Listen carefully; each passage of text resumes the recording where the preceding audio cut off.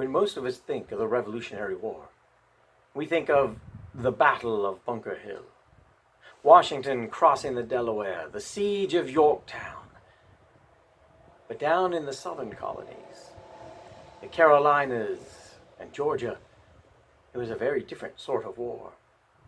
No armies marching across battlefields there. For the Patriots, the Americans were fewer in number, and they could gather but small bands of men lurking in the hills, striking against British forces and bases and then disappearing into the night.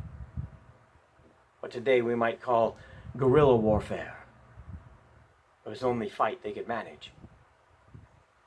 Now the best of these raiders was Francis Marion, the swamp fox they called him, for his knowledge of the swamps and his ability to just disappear from British pursuit. Now, capture of the swamp fox was high on the list of British priorities, and a new commander come into the area made it his top priority. Now, Marion had slipped through the British grasp too many times, and this new commander laid a trap. Let rumors out of a gold coach coming through, a stagecoach loaded with gold coin to pay the British troops, lightly guarded so as not to attract attention.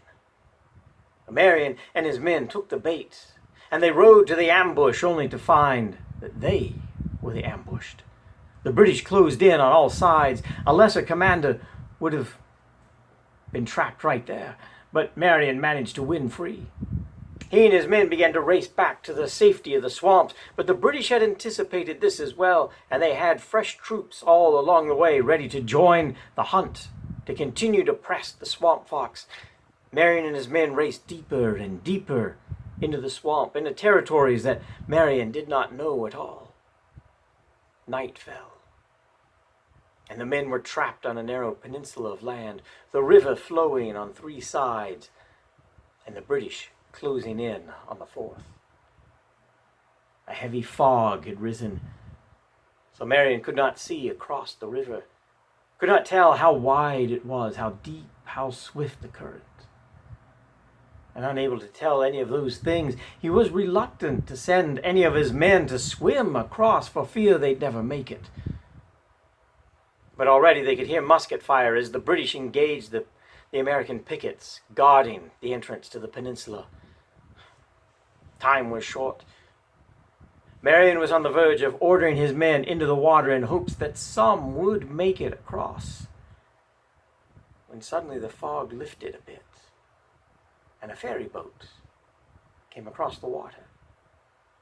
A flat, square raft with railings all along the edges.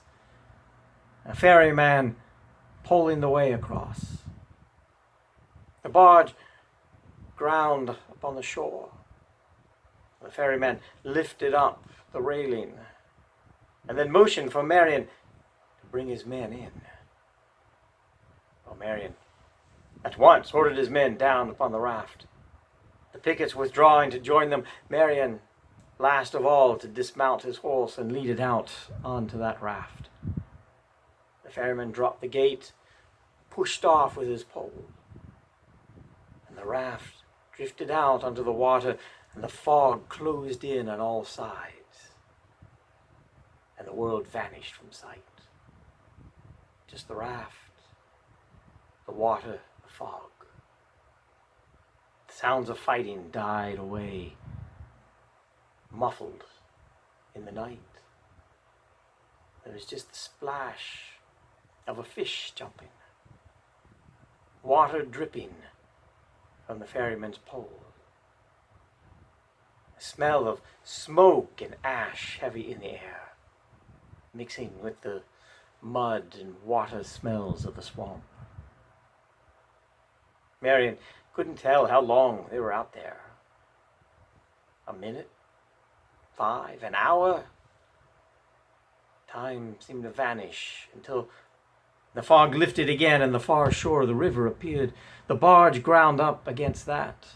The ferryman lifted the gate at the far end, and Marion and his men rowed out.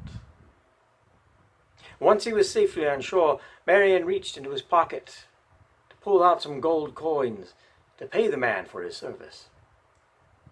But the ferryman waved him off. It would take no money.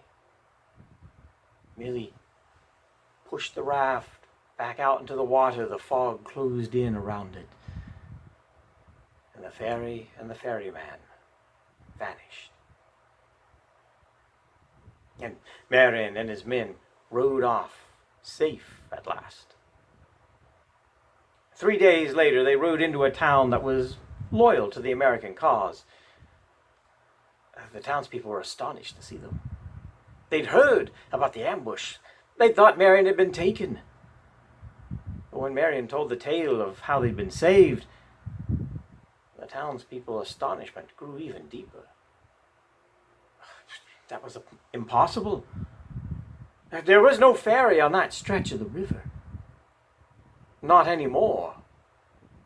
There had been a ferry there, but the ferryman had been staunchly loyal to the American cause, to the point that he refused to take British troops across, forcing the British to go miles out of their way whenever they needed to cross that river.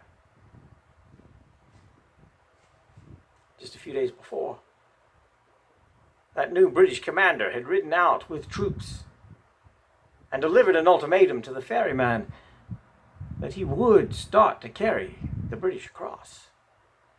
Still, the man refused, and the British shot him, killed him there upon the shore, burned his cabin, burned his ferry.